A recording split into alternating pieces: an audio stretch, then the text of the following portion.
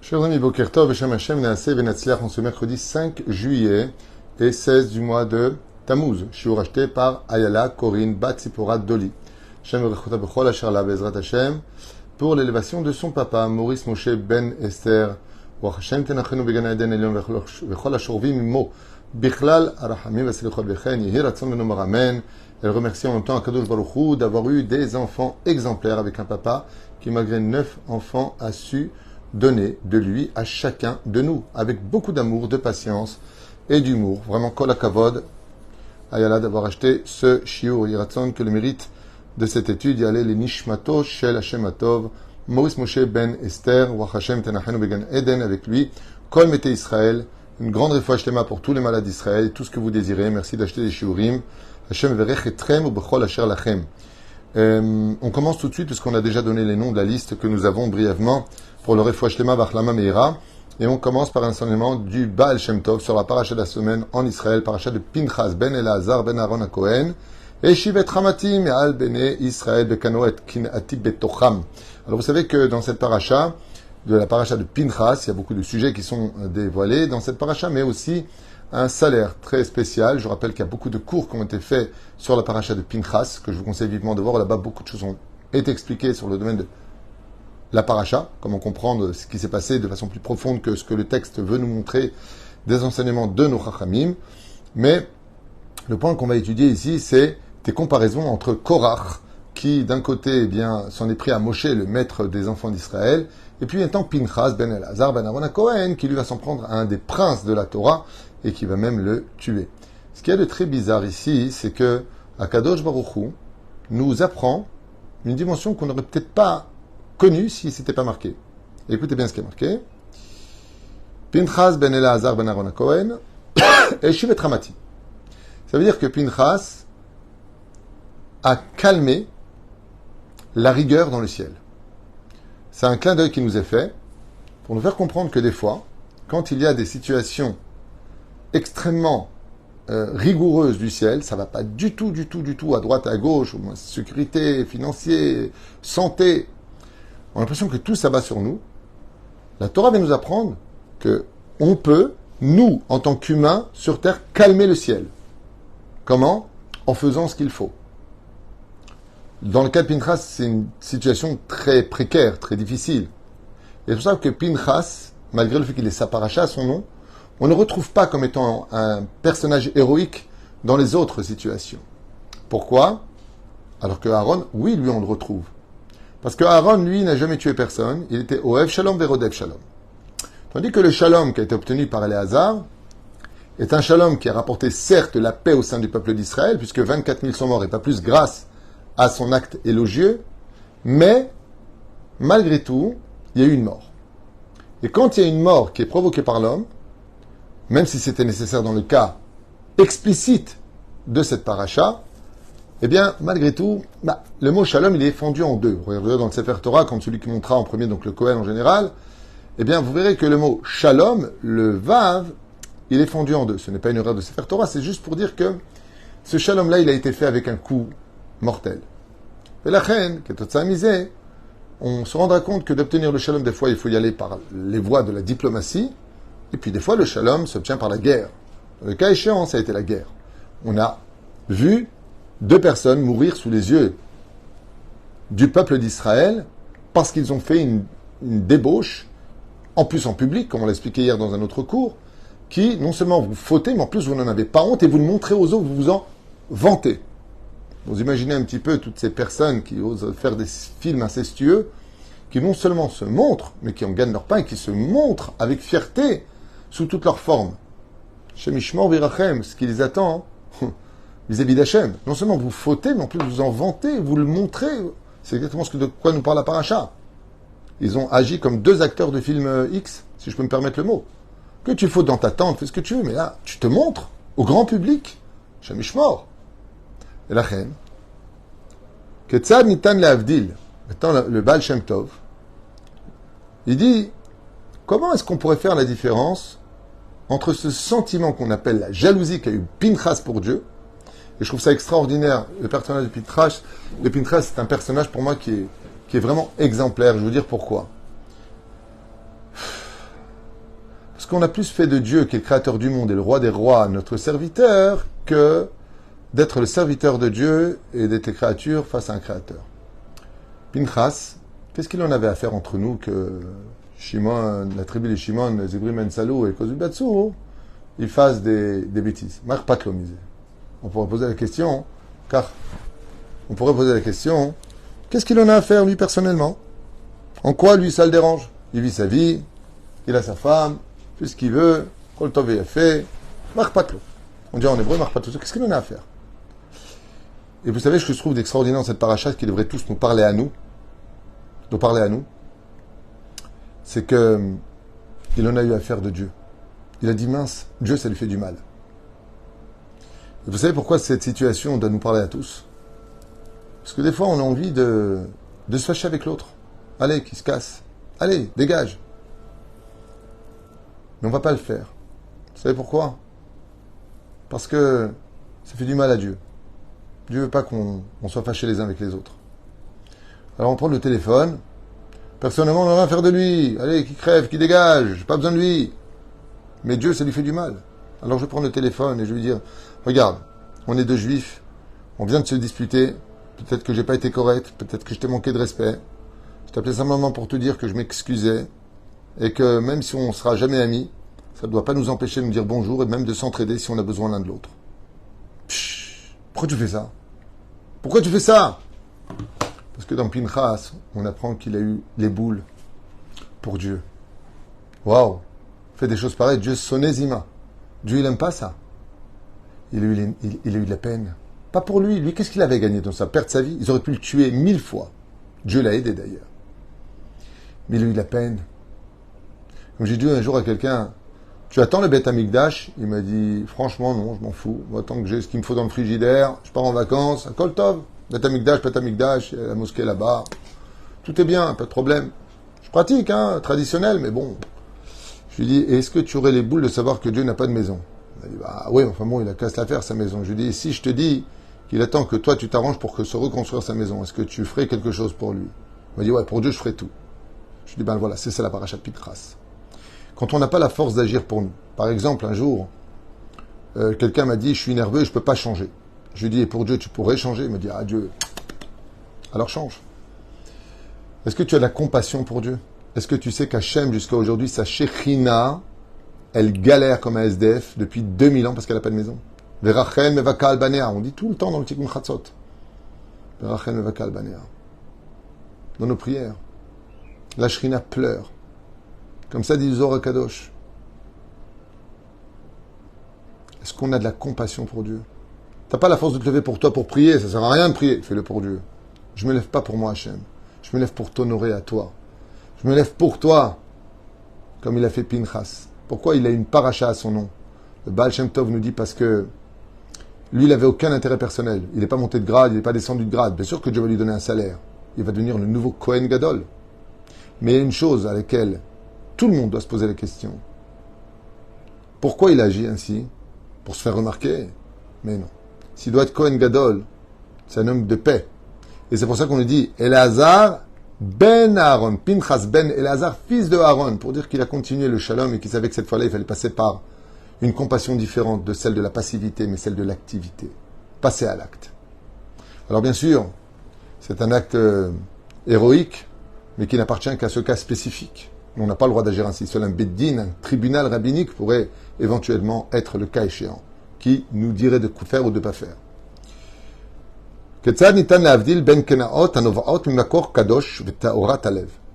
Maintenant, il dit, le Baal Shem Tov, comment est-ce qu'on peut faire la différence entre une jalousie pour Dieu, qui vient du côté droit, pur et saint de chacun de nous, et cette jalousie qui vient par contre du côté gauche et obscur du Yetzer Hara que nous avons tous dans le cœur.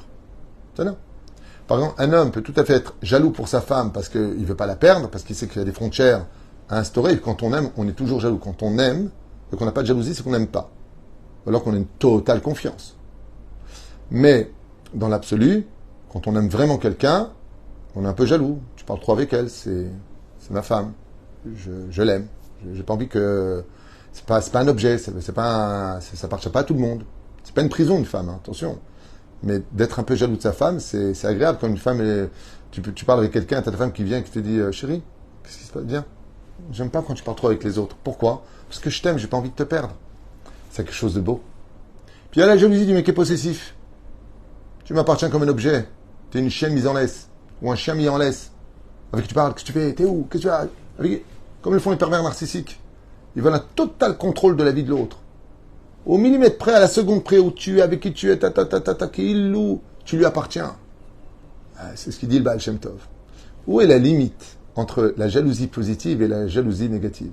Ce qu'on appelle kinat sofrim.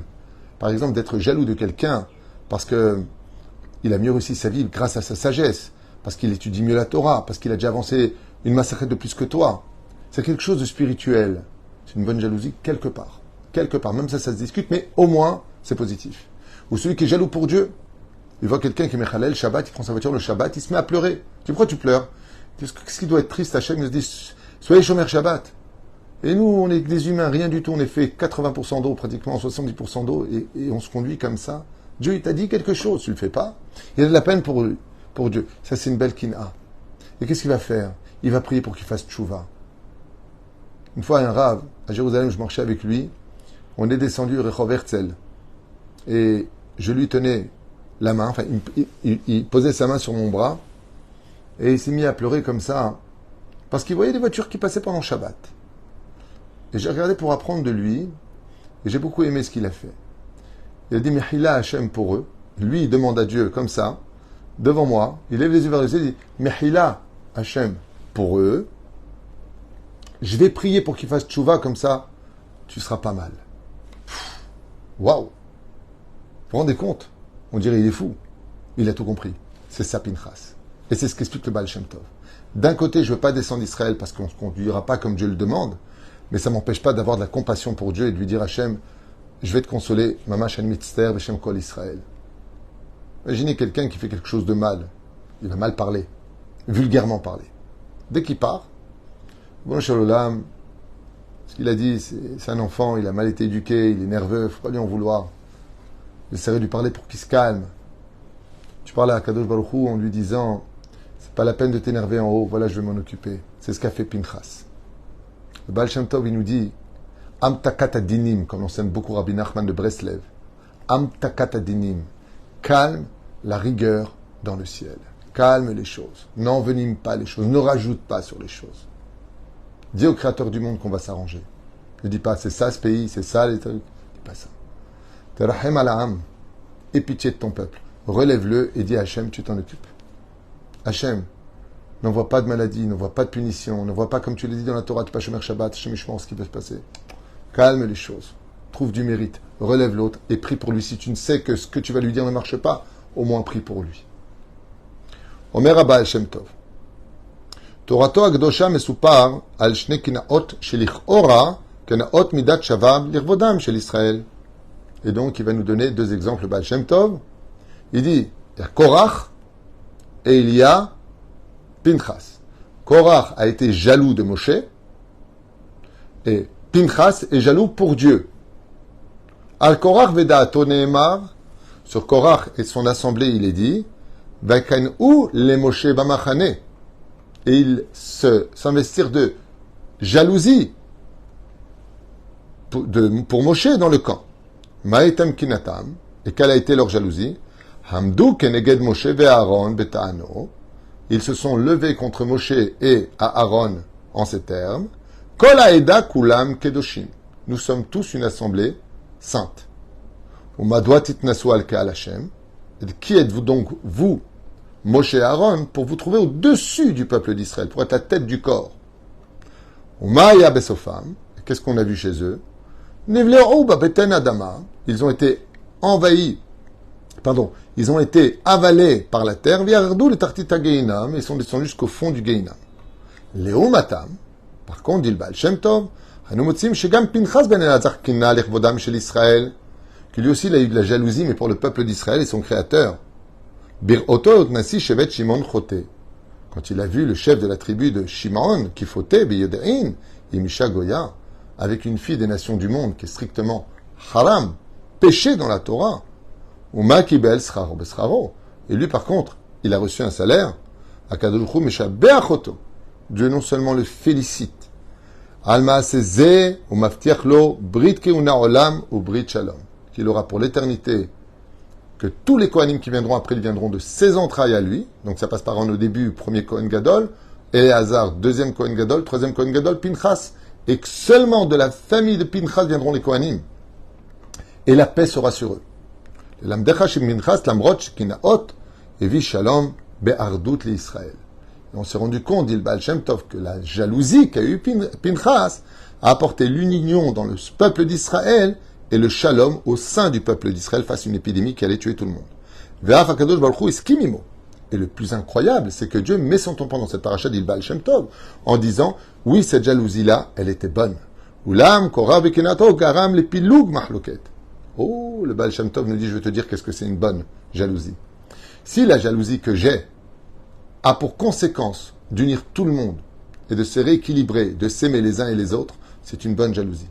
Mais si la jalousie que tu amènes va séparer tous les uns des autres, se critiquer les uns des autres, tu peux être certain que ta jalousie, elle est mauvaise. C'est une fois de plus l'amida du pervers narcissique. Mamash, séparer pour mieux régner. C'est pour ça que le texte nous dit dans Korach, éloignez-vous de ces mécréants ici présents, et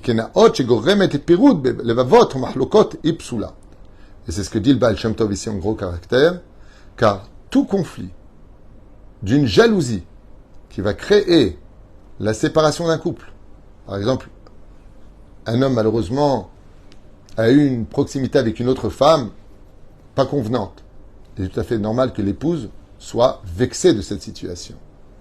Elle va être jalouse de cette situation.